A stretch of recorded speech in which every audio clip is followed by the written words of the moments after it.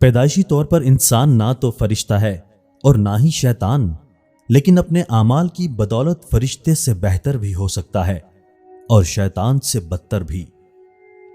ٹھیک ہے، انسان دوغلا نہیں ہونا چاہیے، لیکن انسان کو گہرا ہونا چاہیے۔ اگر آپ کوئی کھلی کتاب ہوں گے نا تو چسکورے لوگ پہلے آپ کو پڑھیں گے، پھر آپ کی زندگی کے ورق پھاڑ پھاڑ کر ان میں پکوڑے بیچنا شروع کر دیں گے۔ اس لیے احتیاط برتیں۔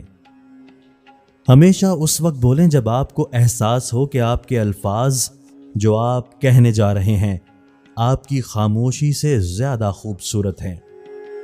محبت کبھی کبھی یقین کی سب سے اونچی سیڑھی سے اتنے زور کا دھکا دیتی ہے کہ انسان ساری زندگی کسی پر بھروسہ نہیں کر سکتا۔ انسان کا سب سے اچھا دوست اس کا اپنا ضمیر ہوتا ہے۔ انسان کو بہت ساری دوستیاں نہیں بنانی چاہیے۔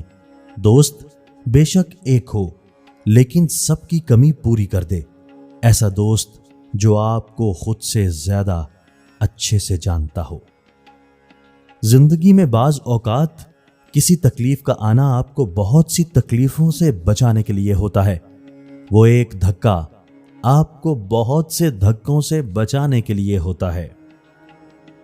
ہمارے اچھے یا برے ہونے کا تعین ہمارے چنے گئے راستے نہیں کرتے، بلکہ وہ راستے کرتے ہیں جو ہم نے نہیں چنے ہوتے۔